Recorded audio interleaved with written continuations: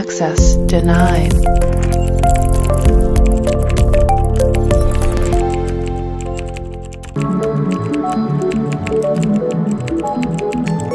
Access granted. नमस्कार मित्रांनो, प्रॉस्परटेक YouTube चॅनलमध्ये मी हर्षल आपलं स्वागत करतो.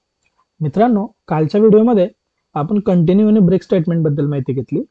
आज आपल्याला स्ट्रिंग इंटरपोलेशन बद्दल माहिती घ्यायची. आता स्ट्रिंग इंटरपोलेशन कसं वर्क करतं आणि ते काय असतं ते आपण आता समजून घेऊ. सगळ्यात आधी आपण एक फाईल बनवू. फाईलला नाव दिलं आपण इंटरपोलेशन .html. फाईल क्रिएट केली. आता बघा, इथं आल्यानंतर समजा आपण एक व्हेरिएबल घेतला. Variable let a equal to, इथं आपण काहीतरी नाव पास केलं. समजा आपण नाव पास केलं हर्ष. ओके, हे नाव पास केल्यानंतर आता आपल्याला काय करायचं आहे, ह्या नावाला प्रिंट करायचं आहे. तर प्रिंट करण्यासाठी आपण काय करतो, तर आपण यूज करतो डॉक्युमेंट डॉट राईट. या ठिकाणी जो की आपला व्हेरिएबल असेल तो आपण इथं कॉल करून देतो. इतकं झाल्यानंतर प्रोग्रामला जर आपण रन केलं तर आपल्या इथं आउटपुटमध्ये दिसेल हर्ष. बरोबर. आता आपली रिक्वायरमेंट अशी आहे की आपल्याला ह्या नावाचा आधी काहीतरी मेसेज प्रिंट करायचा आहे, जसं हॅलो हर्ष असं काहीतरी प्रिंट करायचं. मग आपण काय करू शकतो, आपण या ठिकाणी सिंगल कोट किंवा डबल कोट देणार. याच्यामध्ये लिहिलं आपण हॅलो आणि या ठिकाणी मग इथं आल्यानंतर हॅलो प्लस ए केला. मग ज्यावेळेस आपण आता आउटपुट चेक करणार तर आउटपुट कसं दिसेल आपल्याला, बघा हॅलो हर्ष आलं या पद्धतीने. हे कधी या असं म्हणजे आपल्याला इथं स्पेस हवं असेल तर आपल्याला काय करावं लागेल, या ठिकाणी स्पेस द्यावा लागेल किंवा इथं एक सिंगल स्पेस घेऊन या प्रकारे आपल्याला मॅनेज करावं लागणार. परत आउटपुट बघितलं, हे बघा आला हॅलो हर्ष. आता समजा हा एक व्हेरिएबल झाला. मी दुसरा आणखी एक व्हेरिएबल घेतला लेट एज इक्वल टू, समजा आपण काहीतरी एज एंटर केलं 28.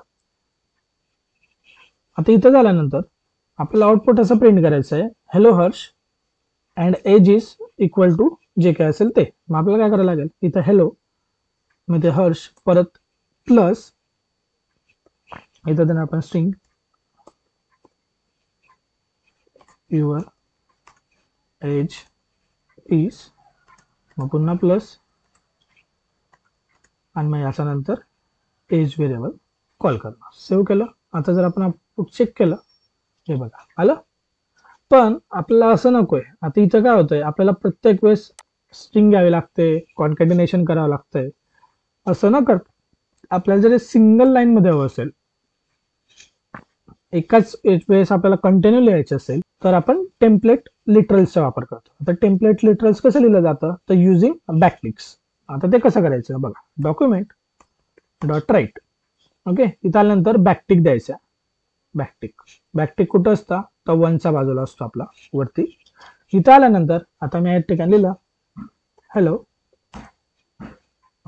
हर्ष. आता हर्षसाठी आपला काय व्हेरिएबल ए ना, तर आपण काय करायचं, इथं डायरेक्टली डॉलर यूज करायचं, कर्ली ब्रॅकेट, आणि आपला जो काय व्हेरिएबल असेल तो hello Harsh your age is, पुन्हा डॉलर आणि आपल्या व्हेरिएबलचे जे काय नाव असेल ते एज.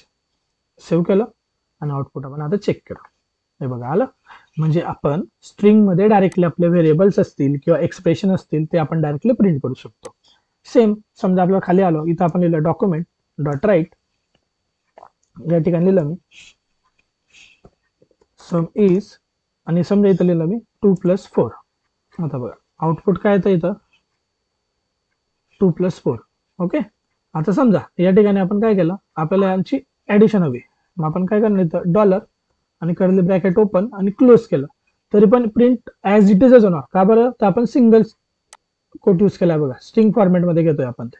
आपण जर प्रिंट केलं बघा 2+4 आला. पण हे कधी वर्क करतं, ज्यावेळेस आपण बॅकटिक्स यूज करतो. आता समजा मी इथं बॅकटिक्स घेतलं तर आपण याच्यामध्ये व्हेरिएबल सोबत एक्सप्रेशन फंक्शन सगळं आपल्याला यूज करता येत असतं. इथं आलो, परत आउटपुट बघितलं, बघा सम इज 6 आलं आन्सर. याला म्हटलं जात असतं आपलं स्ट्रिंग इंटरपोलेशन.